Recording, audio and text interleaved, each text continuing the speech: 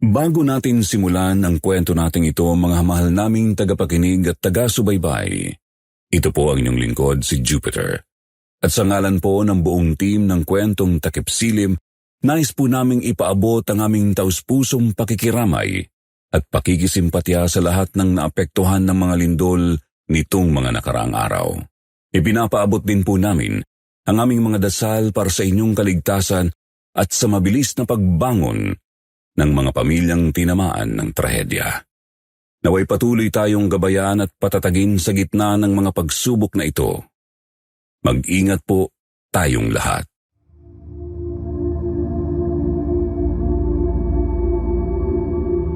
Magandang araw po sa inyo, Sir Jupiter. At siyempre sa lahat din po ng nakikinig ngayon. Ako nga po pala si Janice. 27 na po ako ngayon. Pero ang kwentong ibabahagi ko sa inyo ngayong araw nangyari noong ako'y 18 taong gulang pa lamang. Isang pangyayaring nagdulot ng dilim sa buhay ko. At mula noon hindi na ako naging tulad ng dati. Tubong Pasig po ako. Dito na rin ako lumaki, dito na rin ako halos nagkaisip. Hindi ako laki sa yaman pero hindi rin naman kami salat sa pera. Sapat lang kumbaga. Pero ang isa sa pinakamalaking sugat sa pagkatao ko ay ang pagkawala ng mga magulang namin. Bata pa lang ako, mga 10 taong gulang nang pumanaw ang nanay at tatay ko dahil sa aksidente sa kalsada. Wala silang kasalanan, nawalan lang daw ng preno yung truck na bumangga sa sinasakyan nila. Pareho silang nawala sa isang iglap. Doon ko unang naramdaman kung gaano kabigat ang biglang maiwan, yung tipong biglang wala ka ng masandalan. Para kang bata sa gitna ng kawalan, hindi mo alam kung saan ka pupunta. Simula noon ang tumayong magulang ko ay ang ate ko, si Ate Joyce. 5 taon lang ang tanda niya sa akin, kaya noong panahong naulila kami, 19 pa lang siya. Isang dalagang biglang naging ina, naging ama, naging magulang sa akin. Hindi ko malilimutan yung reaksyon niya noong araw ng burol ng magulang namin. Tahimik lang siya pero kita ko sa kanya, pinipilit niyang maging malakas. Iyak ako ng iyak. Siya ni hindi ko nakita na nalungkot. Tila ba sa loob-loob niya ayaw niyang ipakitang mahina siya para sa akin. Kaya mula noon mas tumibay ang samahan naming magkapatid. Magkasama kaming bumangon. Hindi siya tumuloy sa kolehiyo bagkus ay nagtrabaho siya bilang call center agent. Pinilit niyang tustusan ang lahat ng pangangailangan ko. Wala siyang reklamo. Lahat tiniis niya, lahat inako para lang mabuhay kami. At sa bawat taon na lumilipas, mas lalo ko siyang hinangaan. Ako naman kahit papaano sinuklian ko ang lahat ng sakripisyo niya. Masipag akong nag-aral. Nakapasok akong scholar noon sa isang private college sa Maynila at masasabi kong maayos ang takbo ng buhay namin kahit wala na ang mga magulang namin. Hindi ako yung tipong palagala. Mas homebody po ako. Mahilig akong manood ng TV, magbasa ng libro o minsan tumutulong ako kay ate sa gawaing bahay. Minsan lang ako sumasama sa gala o lakwatsa. Wala lang, hindi kasi ako komportable sa maraming tao. Masaya na ako sa tahimik na buhay. Hanggang sa dumating ang taong yun. Taong naging kakaiba. Taong nagbigay ng sugat sa isipan ko na hindi pa rin humihilom kahit ilang taon na ang lumipas. Nagsimula ang lahat sa isang karaniwang linggo. Wala namang kakaiba. Gising, bangon, pasok, uwi. Normal lang. Yung tipong minsan nga ay nakakabagot na. Kasi parang paulit-ulit lang ang buhay. Pero kung babalikan ko ngayon, mas pipiliin ko na lang yon, ang pagiging boring. Kaysa sa bangungot na naranasan ko kalaunan. Summer noon, wala akong pasok sa school pero nagtatrabaho ako part-time bilang crew sa isang fast food sa Cubao. Hindi malaki ang kita pero okay na. Pang-allowance, pangdagdag sa gastusin, pang-ipon. Si ate naman night shift ang schedule kaya madalas hindi kami sabay ng uwi. Ako ang laging nauuna. Ako ang nag-aasikaso ng bahay pero okay lang, sanay na rin ako. Pero ewan ko ba, sa kabila ng pagiging okay ng lahat, may mga gabi na parang may kulang. Hindi ko alam kung pagod lang ako o baka sadyang may pakiramdam lang akong hindi ko maintindihan. Minsan habang naguhugas ako ng pinggan, parang may nakatingin sa akin. Wala namang tao, wala ring ingay. Pero yung pakiramdam na may presensyang nagmamasid sa iyo mula sa likod, ramdam na ramdam ko. Sinusubukan ko lang itanggi o baliwalain. Baka dahil sa puyat, baka dahil sa stress, pero habang tumatagal, may kakaibang bagay na nagsimulang mangyari. May gabi na pag-uwi ko naka-on ang TV sa sala, alam kong wala namang tao sa bahay. Nakalak ang pinto, wala rin naman si ate. Naisip ko, baka glitch.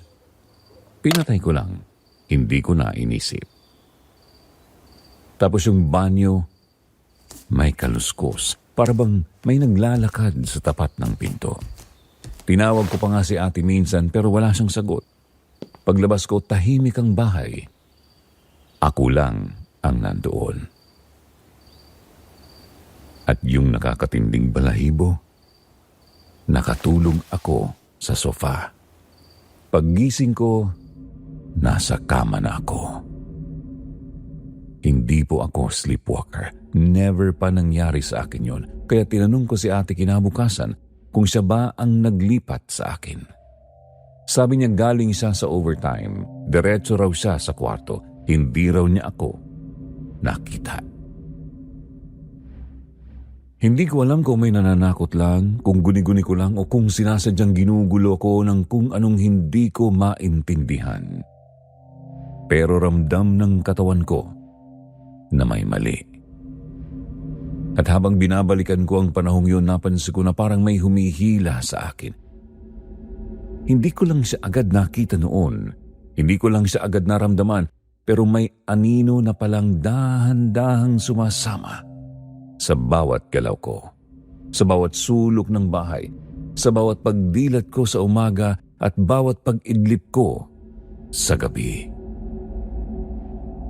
May kumakatok, may humahawi ng kurtina at isang araw may imbitasyon na dumating.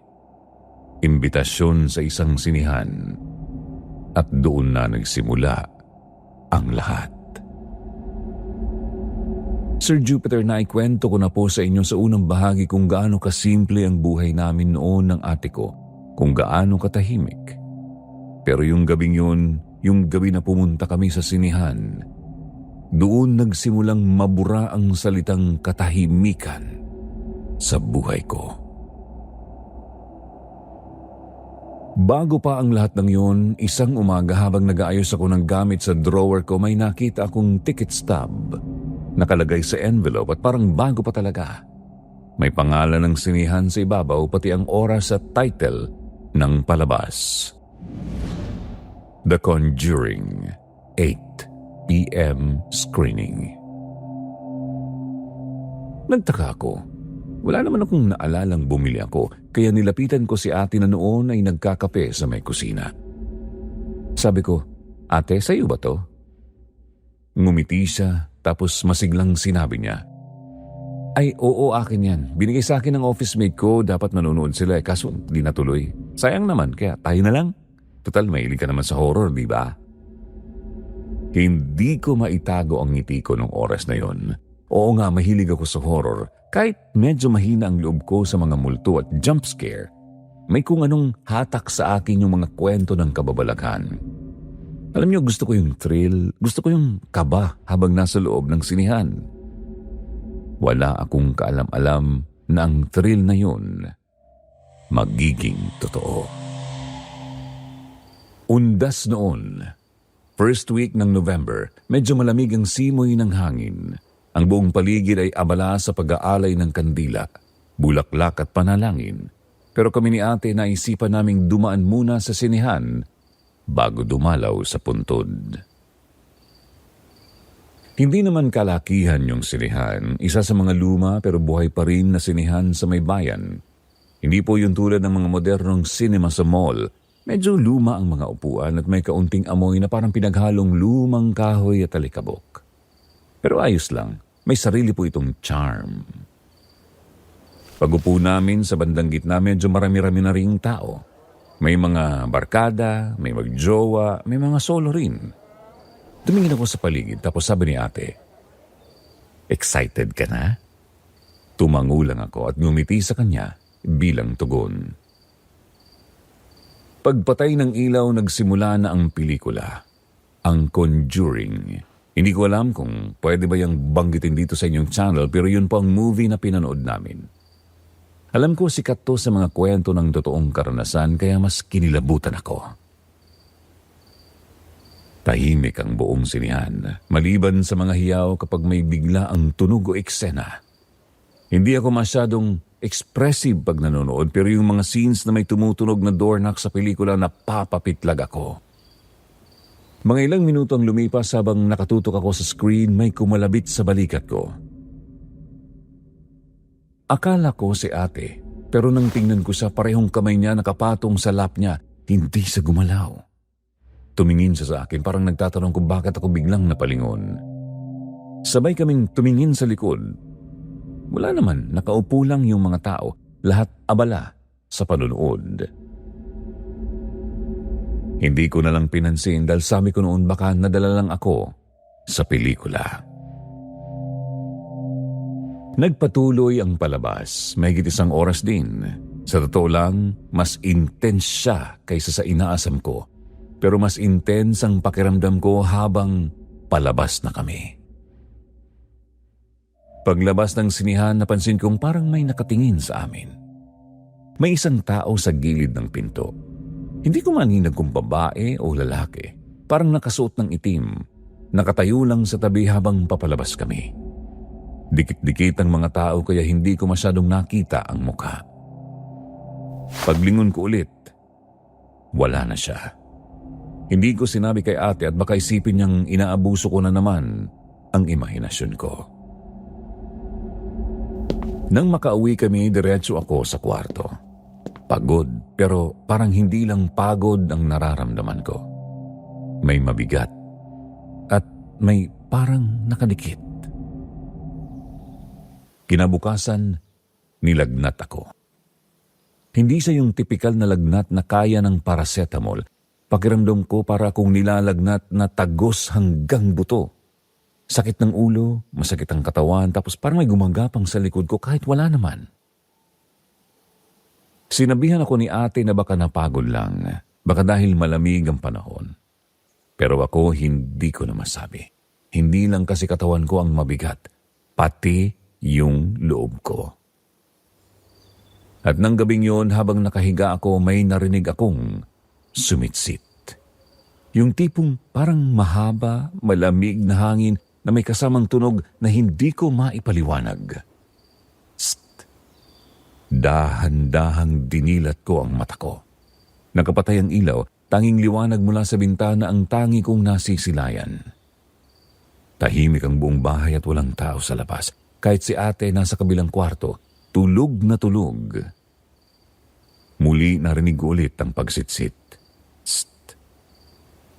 Mas malapit at mas malinaw. Dahan-dahan akong bumangon. Nakiramdam ng hangin, ng ingay, ng kahit anong sinyales kung saan nanggagaling yung tunog.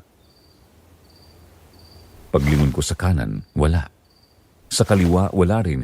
Pero nang dumiretso ang tingin ko sa pintuan ng kwarto, may mga mata akong nakita. 2 mata, nakatingin lang sa akin. Hindi ko may paliwanag kung anong klaseng tingin yun. Walang emosyon, walang ilaw, basta mata lang. Nakatitig. Hindi ako makasigaw at mas lalong hindi ako makagalaw nung oras na yon. At sa sobrang takot, hinimatay ako. Sir Jupiter, alam niyo po ba yung pakiramdam ng paggising mo pero parang hindi ka pa rin gising? Yung tipong ramdam mo yung bigat sa dibdib pero hindi mo maipaliwanag kung saan galing. Yun ang unang sumalubong sa akin kinabukasan. Pagmulat ko, wala na yung mga matang nakita ko nung gabi. Wala na rin yung malamig na hangin sa kwarto ko. Tahimik ang paligid at ang liwanag ng araw ay dahan-dahang pumapasok sa kurtina ko. Akala ko okay na ako. Akala ko tapos na. Pero nang lumingon ako sa gilid ng kama ko, nandoon sila. Si Mama at si Papa. Nakangiti at nakatayo sa tabi ng kama ko, tila ba galak na galak sila na makita akong gising. Hindi ko alam noon kung panaginip ba yun o kung namamalikmata lang ako, pero ang una kong ginawa, niyakap ko sila. Yung yakap na matagal nang kinikimkim sa dibdib ko, yung yakap na halos dekada ko lang inaasam mula noong nawala sila. Iyak ako ng iyak nung panahon na yun. Namiss ko kayo. Wala silang sinabi. Tahimik lang silang nakatingin sa akin, pero ramdam ko noon. Ramdam ko na parang totoo yung yakap. Parang totoo yung init at parang bumalik lahat.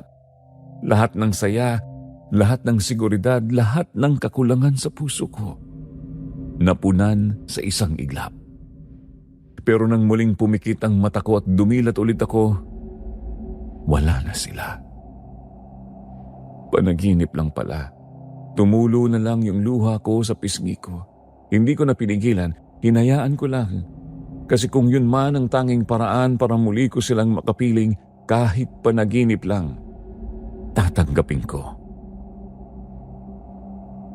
Ilang sandali pa, pumasok si ate sa kwarto ko. Janice, okay ka lang? Tanong niya habang pinupunasan ko ang luha ko. Agad kong sinabi sa kanya na napanaginipan ko ang magulang namin. Umupo siya sa gilid ng kama ko at hinawakan ang kamay ko. Sila rin ang laman ng panaginip ko kagabi. Siguro gusto nilang ipaalala na nandito pa rin sila. Sa puso natin. Nagyakapan kami ni ate. Matagal. Tahimik lang kami pero sapat na yung yakap na yun para maramdaman kong hindi ako nag-iisa. At pareho naming naalala sina Mama at Papa. Nagdesisyon si ate na dalawin namin ang puntod nila. Nagdala kami ng bulaklak, kandila at panalangin. Tahimik lang kami habang nakatayo sa harap ng lapida. Nanghinom na yung sugat, oo, pero may kirot pa rin paminsan-minsan. Lalo na at tila may pinagdadaanan akong hindi ko maipaliwanag noon. Pagkatapos naming dumalaw, nag-aya si ate na kumain muna sa labas pero tumawag ang opisina niya. May biglang emergency meeting at wala siyang choice kundi bumalik. Kaya ako na lang ang naiwan sa bahay. 8:00 pa lang ng gabi, nasa kwarto na ako. Sabi ni ate baka abutin siya ng madaling araw kaya kung inaantok na raw ako, matulog na lang daw ako agad. Nakapanjama na ako. Humiga ako sa kama. Binuksan ang ilaw sa lampshade dahil sa totoo lang, ayoko na munang matulog ng patay ang ilaw. Hindi ko alam kung nakatulog ba ako o idlip lang pero bigla akong nagising nang may kumatok sa pinto ng kwarto ko. 3 sunod-sunod na katok. Kaya akala ko si ate. At iniisip ko noon na baka biglang umuwi ng maaga. Kaya tumayo ako agad at binuksan ang pinto. Pero walang tao. Tumingin ako sa hallway. Tahimik, wala ring yabag. Hindi ko marinig ang tunog ng sapatos ni ate na karaniwang may tunog sa sahig. Napakunot-noo ako. Bumalik ako sa kwarto pero bago pa ako makapasok napansin ko na bukas ang pinto ng kwarto ni ate. Napaisip ako na hindi naman yun bukas kanina kaya nagtaka ako. Lumapit ako dahan-dahan. Hindi ako sigurado kung tatawagin ko ba siya pero habang papalapit ako sa pinto niya, bigla yung sumara. Napapitlag ako sa gulat at halos mapaatras ako ng isang hakbang. Hindi ko alam kung iisipin kung guni-guni ko lang yun noon o kung dahil lang sa hangin. Pero wala naman kaming bintana sa hallway. Bago ko pa mapakalma ang sarili ko, bigla kong narinig na may tumatakbo sa likod ko. Mabilis, parang tunog ng nakapaa. Nilingon ko pero wala naman. Sumigaw ako ng ate pero walang sumagot. At doon ko nakita sa gilid ng paningin ko ang isang bagay na hindi ko makakalimutan buong buhay ko. Ang upuan sa sala. Umangat. Umangat talaga as in sa ere. Kitang-kita ko dahan-dahang tumaas ang upuan sa ere na para bang may nag-angat noon pero hindi ko nakikita. Ilang segundo lang yon. Tapos bumagsak sa sahig ng sobrang lakas. Hindi ko na inintindi kung tama ba yung nakita ko o hindi. Ang instinct ko lang tumakbo ako papunta sa pintuan. Bubuksan ko na sana ang pinto palabas nang biglang bumukas ang pinto at bumungad sa akin si ate. Halos mabangga ko siya sa sobrang pagmamadali ko at nang makita ko siya, nayakap ko kaagad siya. Pati may nangyari. Yung pinto mo biglang nagsara. May kumatok sa kwarto ko tapos yung upuan, ate, umangat sa ere. Umiiyak at nangangatog na sabi ko sa kanya. Kita ko sa mata niya na kinabahan din siya pero hindi siya nagsalita. Hinawakan niya ang kamay ko at sabay kaming pumasok ulit sa loob ng bahay. Tiningnan namin ang sala. Ang upuan maayos ang ayos na parang walang nangyari. Tumingin sa akin si ate. Ako naman nanlalamot dahil para bang binabaliw ako ng kung anumang nilalang na gumawa ng bagay na yon. Kinaumagahan, pagkatapos ng gabing may tumakbo, kumatok at ang upuan na parang may sariling buhay, tahimik lang ako buong araw. Si ate nagmamasid lang. Alam niyang may bumabagabag sa akin kaya't habang nagkakape siya sa kusina, tinawag niya ako. Janice, sabi niya. Hindi ka nga rito, sandali. Umupo ako sa tapat niya. Hindi ko siya matingnan sa mata. Nakayuko lang ako at ramdam ko ang kaba sa dibdib ko. Tahimik siya saglit. Tapos nagbitaw siya ng mga salitang hindi ko inaasahan. Pagpatingin ka na, Janice. Baka may sakit ka, baka stress ka o kay anxiety sa mga nangyayari kasi sa'yo. Mga sinyalis yun ng mga ganoong sakit. Hindi ko agad nasagot ang mga sinabi niya noon sa akin.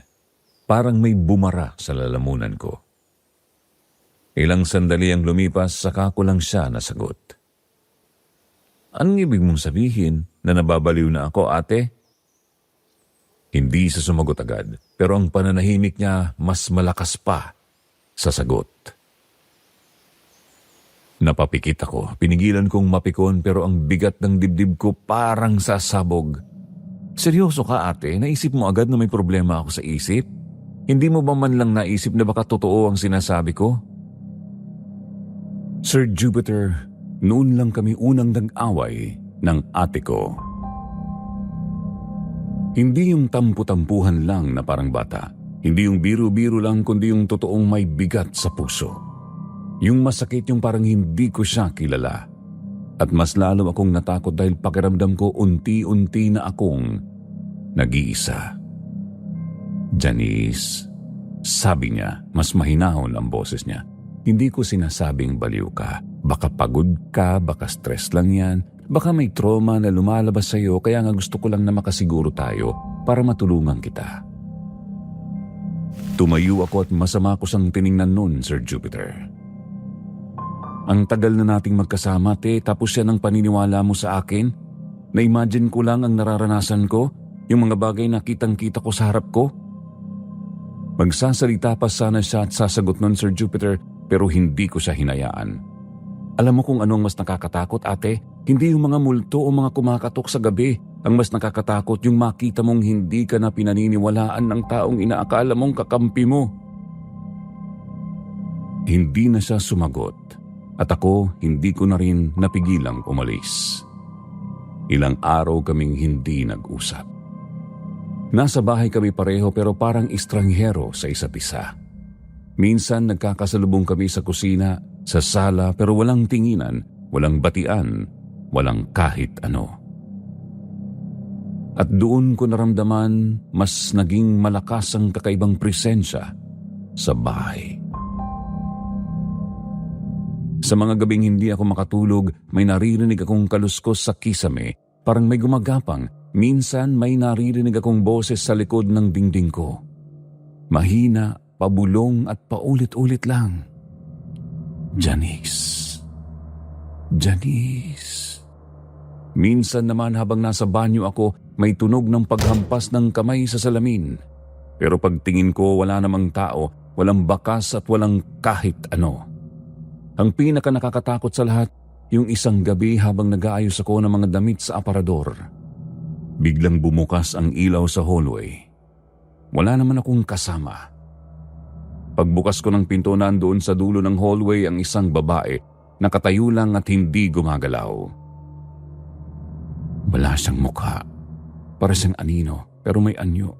May buhok, may suot, pero walang mukha. Walang mata, walang bibig at walang ilong. Kinusot ko ang mata ko noon at tumingin ulit pero bigla siyang nawala na parang bula. Tumakbo ako pabalik ng kwarto, isinara ko ang pinto at nilak ko. Tapos biglang may kumalabog sa bintana ng kwarto ko 3 beses. Sinilip ko sa kurtina. Wala. Pero may fog sa salamin at may bakas ng kamay. Hindi ko alam kung pawis, hininga o dugo basta may bakat ng kamay. Kinabukasan nagkausap kami ni ate. Maaga siyang umuwi. Tahimik. Hindi niya tinuloy yung usapang magpatingin ako pero ramdam kong takot pa rin siya. Lalo na nang makitang wala na akong ganang kumain. Lalo na nang nakita niya ang mga eyebags ko. Halos 1 linggo na akong kulang sa tulog. Ate, sabi ko sa kanya, pasensya na. Hindi kita sinisisi, natakot lang talaga ako. Pakiramdam ko hindi na ako ligtas kahit nasa bahay ako. Umiyak siya at niyakap niya ako. Sobrang gaan sa loob ko dahil pakiramdam ko ligtas ako sa mga bisig niya. I'm sorry din, Janice. Nagpanik lang ako. Akala ko makakatulong yung sinuggest ko pero mali ako. Nagkaayos kami pero hindi pa rin natapos ang bangungot ko. Isang gabi mga 10:00, nasa kwarto ako, nakahiga. Bukas ang ilaw sa lampshade. Mahigpit ang hawak ko sa kumot. Puno ng kaba ang dibdib ko na hindi ko maipaliwanag. Tumingin ako sa kisame. Dahan-dahan akong nakaramdam ng lamig. Ilang sandali lang ang lumipas, may kumalabog sa aparador. Tiningnan ko agad. Sarado pero gumalaw ang doorknob. Gumagalaw na parabang may gustong lumabas. Naglakad ako pa atras. Pumunta ako sa pinto ng kwarto ko. Ayaw mabuksan. Paglingon ko ulit sa harapan ko, bukas na ang aparador. Walang laman pero ramdam ko may lumabas. May anino akong nakita na gumapang sa ilalim ng kama ko.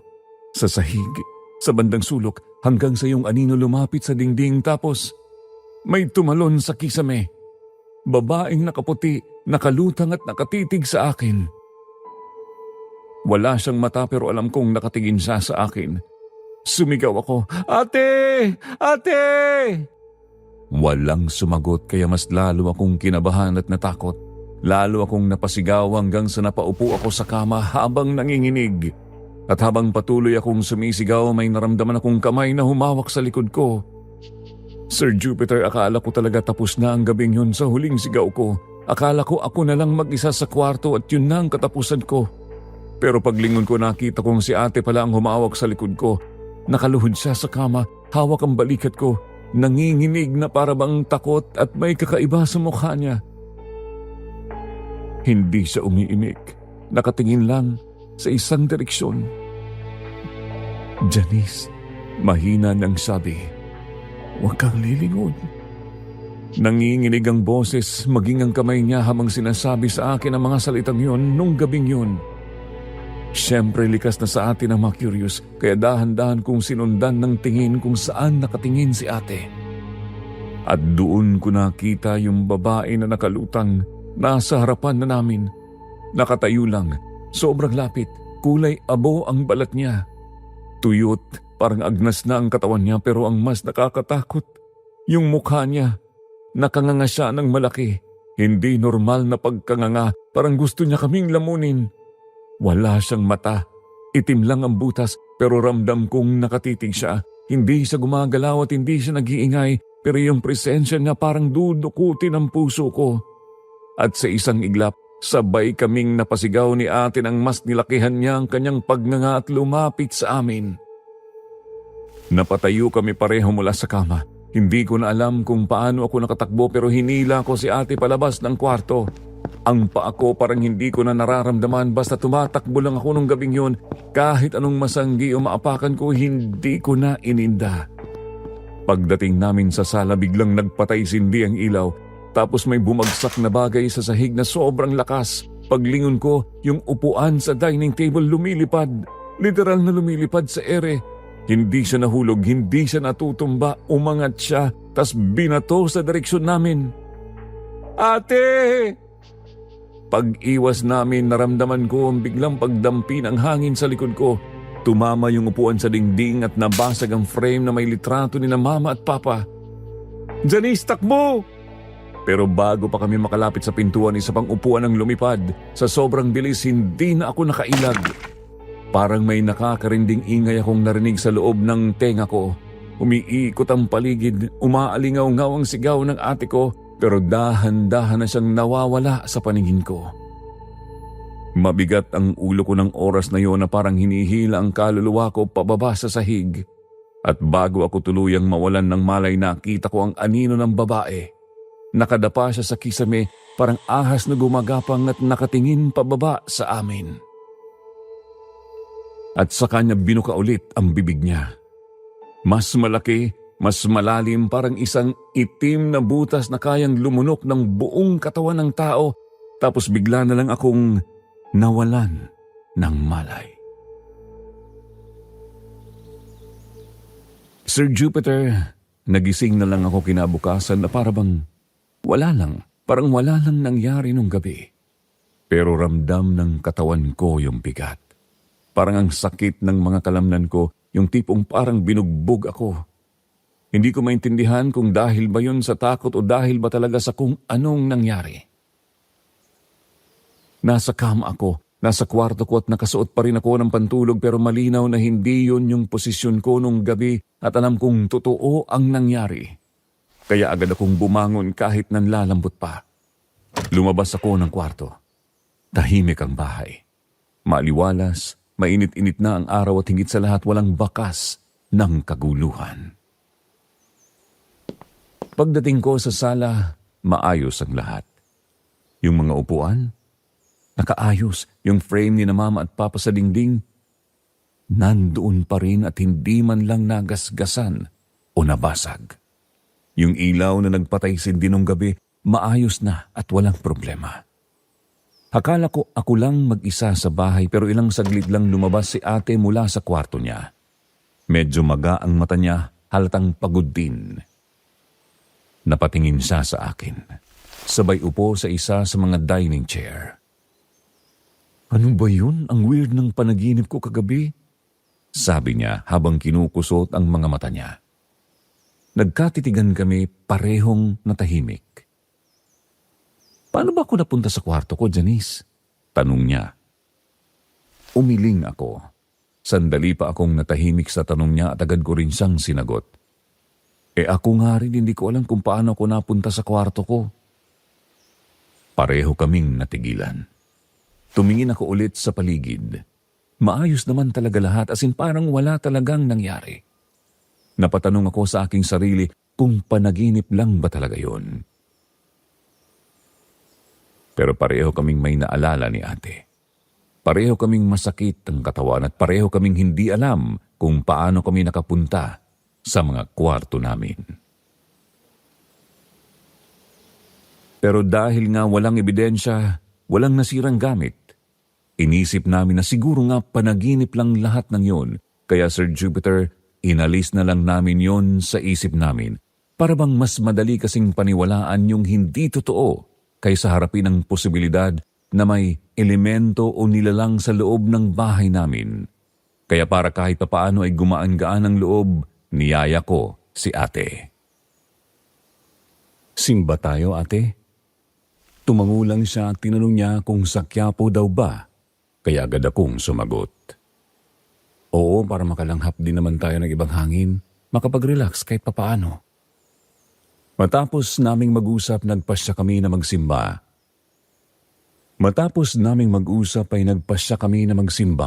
At ipagdasal na rin ang kaluluwa ni na mama at papa. Mainit ang araw noon, matao sa Quiapo, gaya ng nakasanayan. Ang daming nagtitinda, ang daming tao sa paligid. Pero sa kabila ng ingay at siksikan, iba pa rin yung pakiramdam kapag nakapasok ka na sa loob ng simbahan. Tahimik, may bigat pero hindi nakakatakot, kundi banal. Kahit na ang dami kong tanong sa isip, kahit hindi ako ganun kadalas magsimba noon, ginawa ko yun dahil gusto kong matahimik yung nararamdaman ko. Gusto kong makausap sina mama at papa kahit sa isip lang. Gusto kong maniwala ulit sa liwanag. Pagkatapos ng misa, lumabas na kami ni ate. Nagsisimula ng dumami ang tao sa labas. May mga deboto, may mga tindera, may mga nagpapasuot ng pulseras, may mga naglalako ng pampaswerte. Pero habang naglalakad kami palabas ng simbahan, may isang matandang bulag na nakaupo sa gilid akong nakita. May hawak siyang tungkod. Kasama niya ay isang binatang nasa mga 20 ang edad. Nakaitim ang damit at nakatayo lang sa tabi ng matanda. Habang papalapit kami, biglang bumaling yung bulag sa amin. Literal na nilingon niya kami, Sir Jupiter. Wala po siyang paningin. Puti lang ang mata niya, pero ramdam kong alam niyang kami yon. Sa kanya biglang sinabi gamit ang kanyang mahinang tinig, "Mag-iingat kayo. Ang bahay niyo may nananahan na masamang espiritu at hindi siya matatahimik. Lisanin niyo na ang bahay na iyon at humingi ng basbas mula sa simbahan." Napahinto kami ni ate. Nagkatitigan kami at kinilabutan ako. Parang biglang lumamig ang hangin sa paligid namin. Pero ngumiti lang si ate at mahina niyang sinabi, "Baka nagpaparinig lang yan at gusto ng donasyon." Tumango na lang ako. Wala kaming sinabi, basta tumalikod lang kami. Pero habang naglalakad kami papalayo, gumugulo pa rin sa isipan ko yung mga salitang binitawan ng matanda. Hindi ko alam kung dahil lang ba sa takot ko sa mga nangyari sa amin o talagang may bumabagabag na sa isip ko na baka nga totoo ang banta ng matandang bulag. Lumipas ang ilang araw noon, naging busy kami pareho. Si ate balik sa trabaho at ako naman sinusubukang ibalik sa normal ang sarili ko. Gumigising ng maaga, nanonood ng TV, minsan naman lumalabas.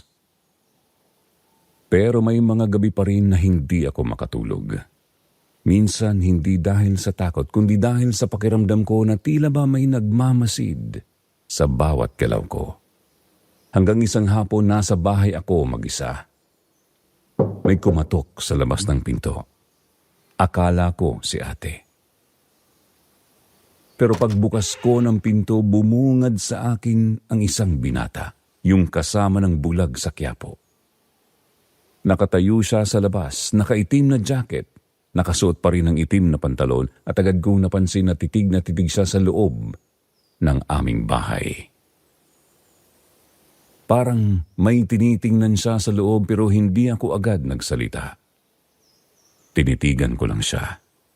Tahimik siya at sa mismong katahimikang yun, doon ko naramdaman ang panginginig ng katawan ko nang mapagtanto ko ang isang bagay. Tila ba hindi lang ako ang tinitingnan niya, kundi may iba pa siyang nakikita. Sir Jupiter, pagkakita ko sa binatang yun sa may pintuan ng bahay namin, literal akong hindi nakagalaw sa kinatatayuan ko.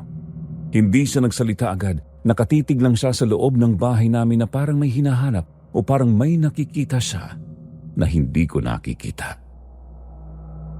Kaya ang unang reflex ko, lumingon sa likod ko pero wala naman akong nakita. Tahimik ang loob ng bahay namin. Maaliwalas at maliwanag pa nga dahil hapon pa noon. Pero habang nakatalikod ako, nagsalita siya.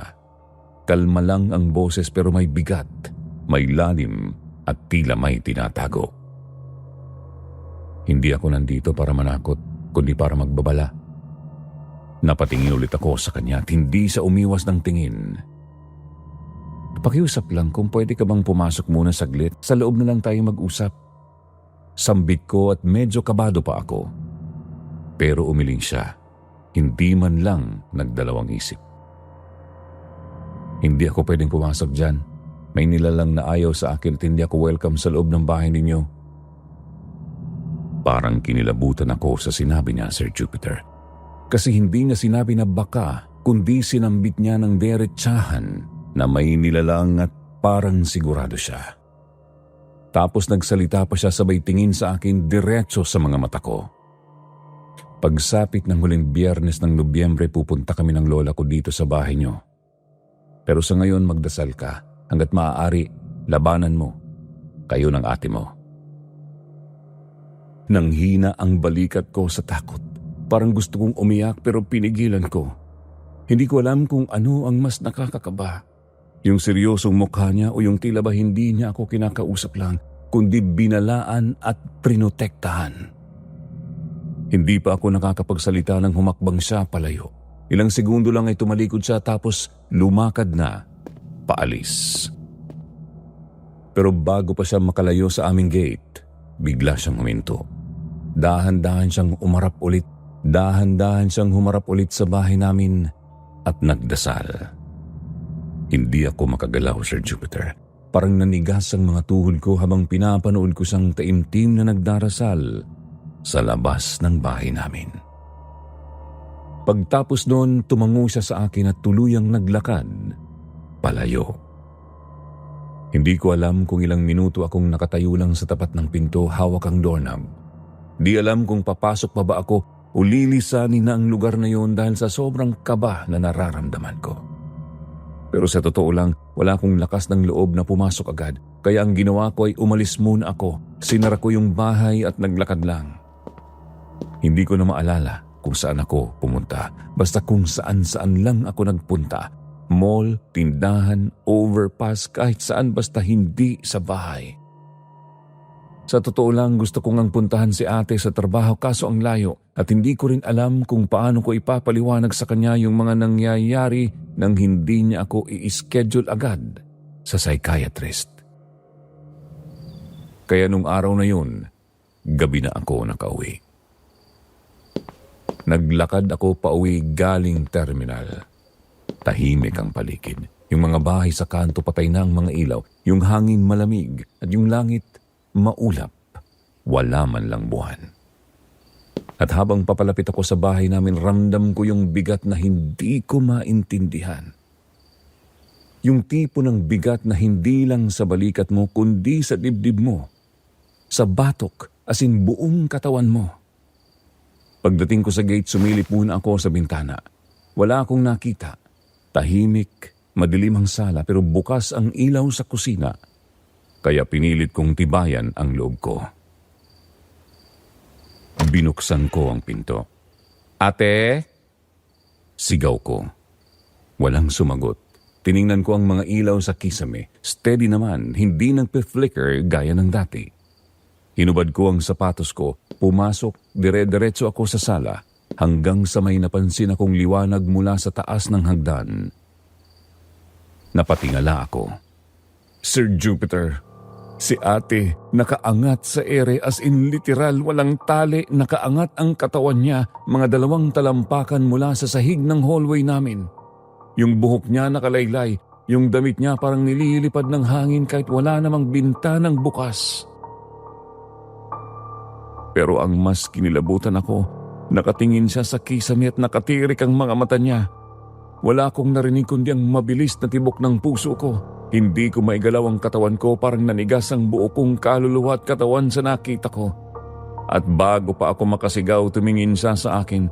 Bigla siyang tumingin pababa pero hindi pa rin bumaba ang katawan niya. Sir Jupiter, yun na ang huling alaala ko bago ako nawalan ng malay. Sir Jupiter, hindi ko na alam kung ilang segundo o minuto akong tulala at hindi makagalaw. Ang huling nakita ko ay ang ate ko nakalutang sa ere, nakatingala at nakatirik ang mga mata. Parang naglaho lahat ng hangin sa paligid. Kahit boses ko, ayaw lumabas. Nanigas ang katawan ko tapos naramdaman ko na lang ang isang malakas na tunog mula sa may taas ng cabinet ang gumising sa akin. Hindi ko nang alam kung ano ang nangyari. Basta ang naramdaman ko lang, may bumagsak sa ulo ko. Isang matigas na bagay na parang bote at tumama mismo sa sentido ko. At yun ang dahilan kaya nawalan ako ng malay. Pagmulat ko ng mga mata ko, ang unang bumungad sa akin ay si ate. Pero hindi siya nakabitin sa ere, Sir Jupiter. Nakadapa siya sa ibabaw ko at hindi basta dapang parang yayakapin ka kundi nakahawak ang kamay niya sa leeg ko. Sobrang diin. Ramdam ko agad ang bigat at sakit ng pagkakasakal niya sa akin dahil pati kuko niya nakabaon. Napapikit ako sa hapdi. Pilit kong iginalaw noon ang mga kamay ko para itulak siya pero hindi ako makakilos ng maayos. Ang bigat ng ulo ko, parang may nakabara sa lalamunan ko. Gusto kong sumigaw pero walang lumalabas. Hanggang sa marinig ko siyang umugol. Pero hindi parang may sakit. Hindi parang nagising kundi parang sinapian siya ng kung anong nilalang. Nanginginig ang katawan niya. Yung mukha niya, Sir Jupiter, hindi ko makilala. Maputla siya. Pawis na pawis, namumugto ang mga mata at tila ba hindi niya alam kung nasaan siya. Ilang sandali ang lumipas, bigla siyang napahinto. Napatingin sa mga kamay niyang nakasakal sa akin at parang nagulat siya sa ginawa niya. Tapos dahan-dahan siyang umatras. Napaupo siya sa sahiga, mga ko naman ay hinahabol ang hininga ko. Hindi siya nagsalita agad, hindi ko rin siya makausap. Pareho kaming tahimik sa loob ng kwarto. Hanggang sa bigla siyang napahagulgol, yumuko siya at yumakap sa akin. Janice, Diyos ko, patawarin mo ako. Hindi ko pa rin siya magawang yakapin noon, Sir Jupiter. Sobrang gulo ng isipan ko. Nanginginig pa rin ang buong katawan ko na parang hindi pa rin totoo ang lahat ng nangyayari. At doon na niya sinabi ang hindi ko inaasahan. May babae, Janice. May babaeng walang mata. Siya yung nag-angat sa akin kanina. Habang nakalutang ako, sinisigaw niya na papatayin niya ako. Hindi ako makagalaw. Hindi ako makahinga, parang sinisilaban yung dibdib ko. Tiningnan ko siya. Hindi ko alam kung anong mararamdaman ko. Takot, awa, pagkalito. Pero isa lang ang sigurado ako, hindi na normal ang nangyayari. Aalis na tayo dito, ate, sabi ko. Tumango siya agad at hindi na siya nagtanong. Pareho kaming mabilis tumayo, hindi na nagayos. Wala na kaming inisip kundi ang makalabas lang ng bahay. Pero paglapit namin sa pinto, bigla iyong sumara. Pati mga bintana sa buong bahay, isa-isa ring nagsara. Walang hangin, walang anino, pero lahat ng daan palabas ng bahay sinara ng kung sino man. Ate, tanging nasambit ko.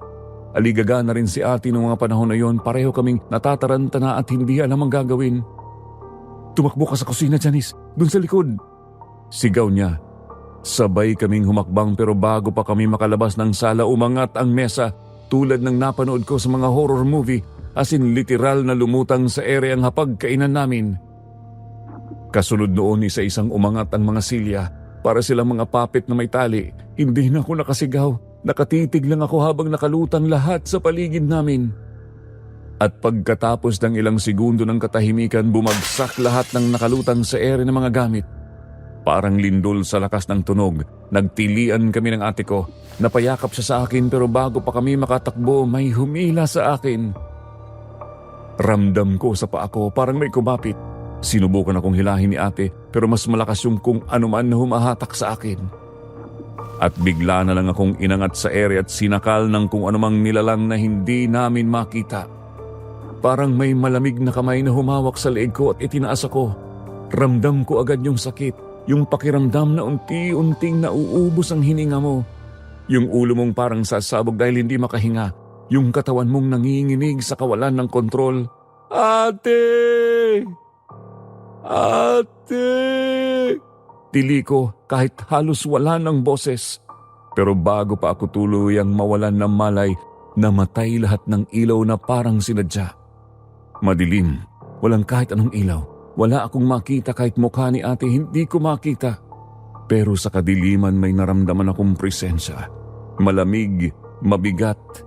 Pagbalik ng ilaw, Sir Jupiter, hindi ko makakalimutan yun dahil nasa harap na namin ang babaeng walang mata. Nakanganga siya. Nakasuot siya ng maduming puting bestida. Mahaba ang buhok niya pero mas kapansin-pansin ang mukha niya. Kulubot, parang wasak at wala siyang mga mata. Puro butas lang. Pero ang mas nakakatakot, ngumiti siya habang sinasakal ako. Nakatingin siya sa akin gamit ang wala niyang mata. Para bang alam niyang natatakot ako, para bang yun ang gusto niya. At habang nakangiti siya, bumuka ang bibig niya ng sobrang laki. Halos kasing laki na ng buong ulo ko ang pagkakabuka ng bunganga niya. Parang gutom na gutom. Parang gusto niya akong kainin at bago pa tuluyang bumuka ang bunganga niya ng sagad, may narinig kaming boses. Isang boses na paos pero malalim. Matanda, malakas at umalingaw-ngaw sa buong bahay ang lakas ng tinig niya. Bitawan mo siya! Hindi ko alam kung paano eksaktong dumating sa bahay namin yung matandang bulag at yung kasama niyang binata, pero hindi ko na inusisa. Basta ang alam ko lang pagkatapos akong isalba ng matanda mula sa pagkakasakal ng babaeng walang mata, biglang nagkagulo ang buong paligid. Sir Jupiter, hindi yun yung tipikal na eksenang makikita mo sa mga horror movie. Yun yung tipong habang nasa gitna ka ng delubyo parang gusto mo na lang mawala, parang gusto mo nang sumuko. Ganoon ang naramdaman ko noon. Nagpatay-sindi ang mga ilaw sa buong bahay. Lahat ng bumbilya, mula kusina, sala hanggang sa hallway, parang may nagpapasunod. Wala sa ayos na parang sinasabi ng bahay na hindi na yung tahanan kundi pugad ng masamang espiritu. Hindi ko makalimutan ang boses ng matandang bulag. Hindi ko man siya nakikita nung araw na yon na maayos dahil medyo nahihilo pa ako, pero ang lakas ng dating niya. Tumayo siya sa gitna ng sala. Kahit hirap na hirap siyang igilaw ang katawan niya at doon nagsimula siyang magsalita. Hindi ko maintindihan, Sir Jupiter, parang Latin yung mga binigkas niya noon. Pero ang tono, para bang isang orasyon at parang may kapangyarihan. Malumanay na may diin ang galit, pero bawat salitang lumalabas sa bibig niya ramdam ko sa buong katawan. Tumitindig ang balahibo ko sa bawat bigkas. Paulit-ulit at habang nagdadasal siya, Sir Jupiter, nakita ko kung gaano kagalit ang babaeng walang mata. Umalingaw-ngaw ang tili niya sa buong bahay. Hindi lang basta tili, isa iyong nakaririnding sigaw na parabang sinasaksak ang tenga ko. Parang may blade na dumadaan sa mga ugat ko. Nagtakip ako noon ng tenga pero wala ring silbi. Pumapasok talaga sa utak ko yung ingay niya na parabang mababaliw ako sa lakas ng sigaw niya. At ilang sandali, biglang tumilapon ako. Bumagsak ako sa pader. Sobrang sakit at hindi ko inaasahan sa bilis ng pangyayari. At kasabay noon nanlabo ang paningin ko. Parang naging itim ang lahat at para akong nawalan ng malay dahil sa pagkahilo. Pero hindi ako nawalan ng malay ng tuluyan. Naramdaman ko pa yung sakit. Nakita ko na lang ang sarili ko sa sahig. Umuuga ang paligid, parang lumilindol ang buong bahay. Lahat ng gamit, mga baso, plato, figurines, picture frames, naglalaglagan mula sa istante at nabasag lahat. Nakita ko ang ate ko na nakatulala lang. Niyakap niya ang sarili niya habang tumutulo ang luha niya sa mga mata. Nanginginig siya, parang wala sa sarili, umiiyak pero walang tunog. Nakanganga lang siya na parang hindi makasigaw kahit gustong-gusto na niyang sumigaw. At habang nangyayari ang lahat ng yun, biglang humarap sa akin yung matanda. May inilabas siyang bagay mula sa bulsa ng kanyang balabal. Isang kwintas. Napansin kong may malaking krus yun at sa gitna ng krus ay may kulay pulang bato, parang dugo at parang may buhay. At muli siyang nag-usal ng mga salita na hindi ko talaga matandaan dahil parang Latin. At doon, Sir Jupiter, doon nagsimula ang pinakamatinding yugto ng gabing yun. Umuga ang lupa. Ang dingding ng bahay parang magigiba. Para mang buhay ang buong bahay. Ang hangin lumamig ng sobra at bigla lumutang na naman ang babae. Ang babaeng walang mata. Pero nung oras na yun, iba na siya. Ang buhok niya nakalugay at umaalon na parang may sariling buhay habang nakalutang siya sa ere. Yung bibig niyang nakanganga ay mas malaki pa. Hindi ko alam kung posible yun, Sir Jupiter, pero nakita ko yung dila niya na parang gumagapang na parang ahas. Ang balat niya parang basang tela na malapit ng mapunit. Ang puti ng balat niya ay parang nababad sa tubig ng ilang araw at sa gitna ng mukha niya kung saan dapat nandoon ang mata, puro itim, walang laman at higit sa lahat, walang buhay. Ramdam ko yung titig niya na tila ba gusto niya akong pasukin at nagsalita siya. Hindi ko inaasahan, Sir Jupiter, pero nagsalita siya sa boses na parang alingaw-ngaw mula sa ilalim ng lupa. Sabi niya sa akin, "Aalisin ko kayong lahat." Hindi ko alam kung ano ang ibig niyang sabihin pero yun lang ang sinabi niya. At pagkatapos nun tumili siya. Isang sigaw na parang sabay-sabay na boses ng babae at bata, ng matanda at sanggol. Parang hindi isa, parang marami. Doon ko naramdaman ang huling puwersa. Hinila ako, parang may humatak sa katawan ko. Naangat ako sa ere, sinakal ako. Hindi lang pisikal, Sir Jupiter, pakiramdam ko pati kaluluwa ko sinasakal. Naramdaman ko na lang unti-unti akong nawawalan ng lakas, parang kinukuha ang hininga ko. At sa isang iglap biglang lumiwanag ang paligid. Isang malakas na sigaw ang pumuno sa buong bahay. "Tama na!" Hindi ko alam kung saan galing ang boses na yon. Hindi ko alam kung boses ba yun ng matanda o ng isang mas makapangyarihang nilalang. Pero doon natigil ang lahat. Pumutok ang bumbilya sa kisame, umingay ang buong paligid at sa sobrang lakas ng enerhiya, nawalan ako ng malay. Yun na ang huling alaala ko bago ako muling nagising. Pagmulat ng mga mata ko, una kong naramdaman ay ang bigat ng katawan ko. Para akong binagsakan ng isang truck. Masakit ang batok ko.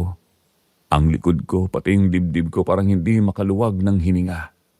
Nanginginig ako kahit may kumot sa katawan ko.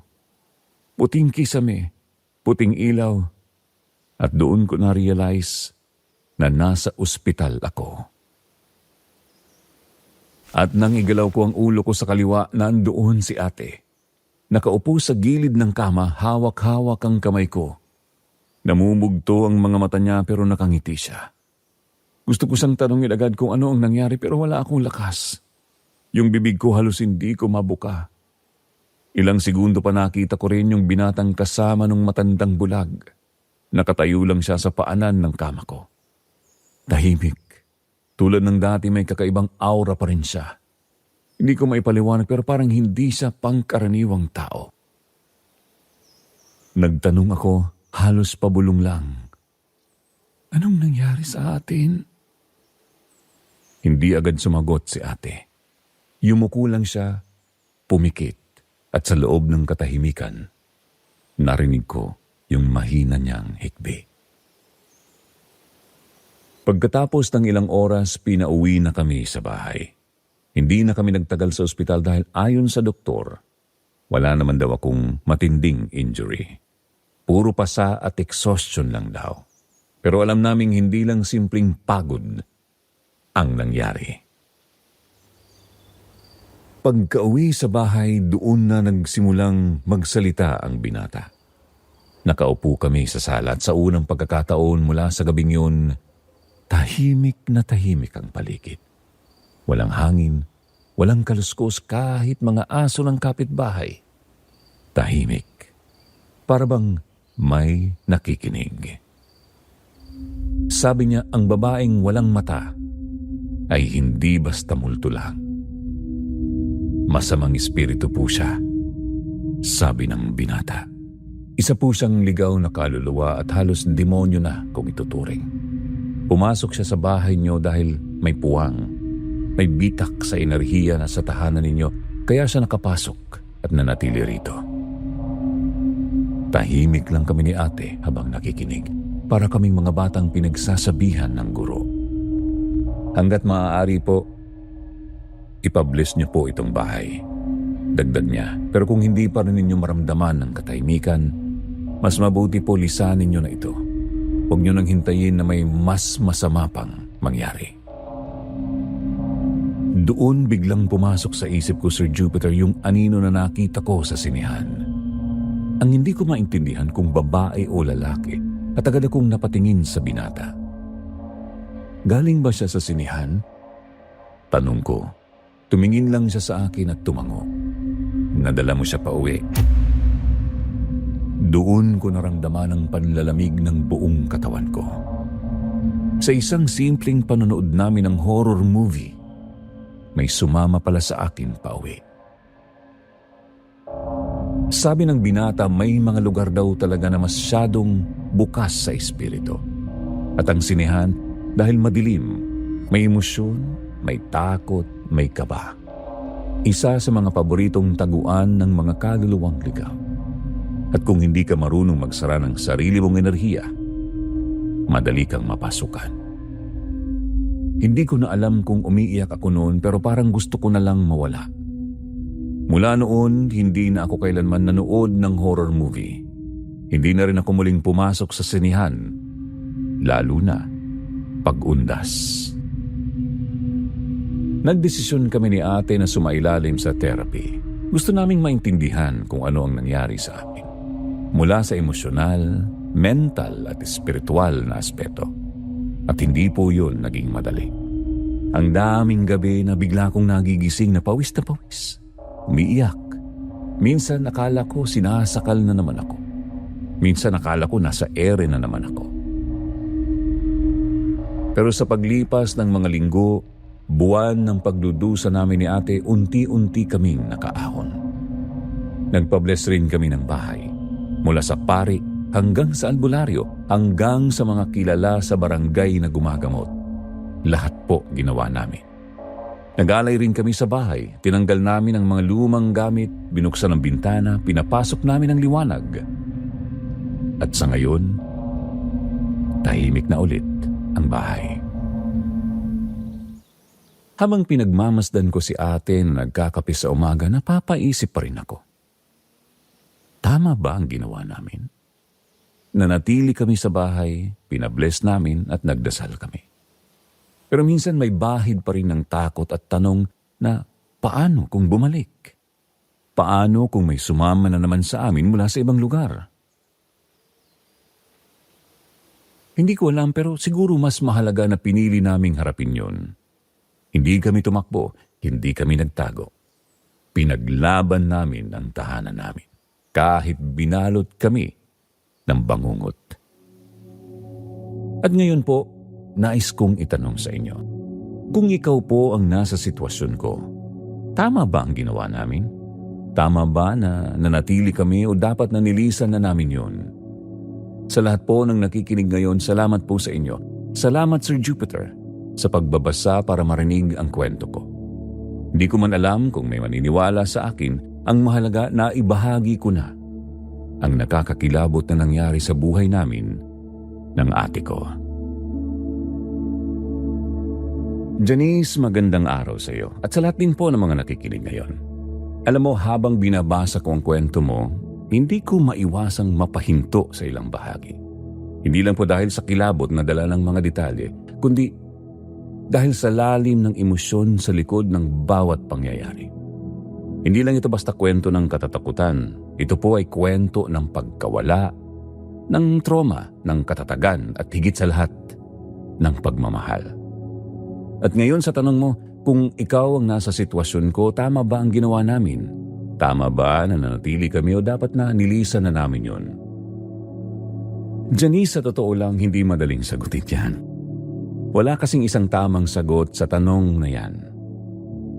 Wala ring sukat o sukatan para sa katapangan o para sa desisyon ng isang taong nakaranas ng takot, ng trauma, ng paniniwala sa mga bagay na hindi natin nakikita.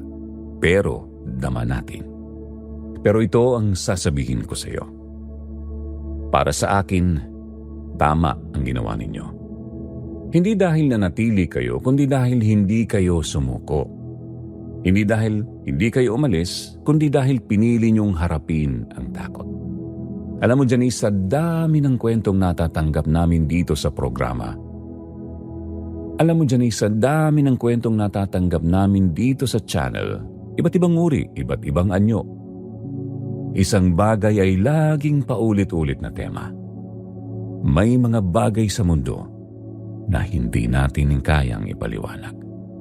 Hindi po natin sila kailangang maintindihan ng buo, pero kailangang igalang natin sila. Kailangan nakilalanin na hindi lahat ng laban ay pisikal. May mga laban na spiritual, may mga laban na pangloob, at yun ang pinagdadaanan mo. Isipin mo to, Janice. Mula sa isang gabi ng simpleng panonood sa sinihan, biglang nagbago ang buhay mo. Hindi po dahil sa pelikula, kundi dahil sa hindi sinasadyang pagbukas mo sa isang mundo na hindi para sa lahat. Ang tanong ngayon, sumuko ka ba? Hindi. Tumakbo ka sandali. Natakot ka, umiyak at nawalan ka ng tiwala. Pero sa huli, humarap ka. Hindi lang mag-isa, kundi kasama ang ate mo. Magkasama kayong humawak sa liwanag kahit paulit-ulit kayong nilamon ng dilim. At para sa akin, yun ang tagumpay. Walang sino man ang may karapatang magsabi kung tama o mali ang desisyong pinili mo, maliban sa sarili mo. Dahil ikaw ang nakaranas, ikaw ang nakipaglaban, ikaw ang nagdusa at ikaw din ang bumangon. At kung sa puso mo ay alam mong ginawa mo ang lahat ng makakaya mo para lumaya mula sa takot, yan ang tunay na katapangan. Janice, ang bahay na tinutukoy mo ay hindi lang bahay. Isa po iyang simbolo ng nakaraan, ng trauma ng kabataan. Isa yang representasyon ng mga bagay na hindi mo pa noon kayang bitawan. Pero ang desisyon mong manatili, hindi dahil sa katigasan ng ulo, kundi dahil sa paninindigan ay isang paalala sa ating lahat na may mga sugat na hindi kailangang takbuhan, kundi kailangang gamutin. Ang bahay ninyo noong una, naging kulungan, pero dahil sa pagmamahal niyong magkapatid, sa lakas ng panalangin at paniniwala, unti-unti ninyo itong muling ginawa bilang tahanan. At yan ang pinakaimportante sa lahat. Para sa mga tagapakinig natin, alam ko hindi lahat ng tao naniniwala sa mga kwentong katulad nito.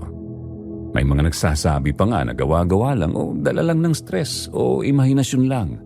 Pero kung susuriin natin ng mas malalim, marami sa atin ang may mga bahay ng takot sa loob ng puso. Hindi lang po yan tungkol sa multo. Minsan, multo ng alaala, multo ng trauma, multo ng sakit sa pamilya, multo ng pang-iiwan at multo ng pagkakamali. At minsan, pinipili nating iwanan ang mga lugar kung saan tayo nasaktan. Akala po natin yun lang ang paraan para gumaling. Pero sa totoo lang, ang ibang sugat kailangang harapin bago tuluyang maghilom. Kaya sa inyong lahat na may kinakaharap ngayon, maaaring hindi multo, maaaring hindi ligaw na espiritu. Pero kung meron kayong takot, kung meron kayong lugar na ayaw niyong balikan, kung meron kayong kwento na hindi maibahagi dahil baka hindi kayo paniwalaan, nasa inyo po ang desisyon. Pwede po kayong umalis, pwede rin kayong manatili, pero sana bago kayo magdesisyon, tanungin niyo muna ang puso niyo. Ano ang magbibigay sa akin ng tunay na kapayapaan? At kung mas pinipili mong lumaban tulad ni Janice, saludo ako sa iyo. At kung mas pinili mong umalis para maghilom, saludo pa rin ako sa inyo. Dahil ang tapang, hindi nasusukat sa kung gaano katagal kang nanatili, kundi kung paano ka bumangon pagkatapos mong masaktan.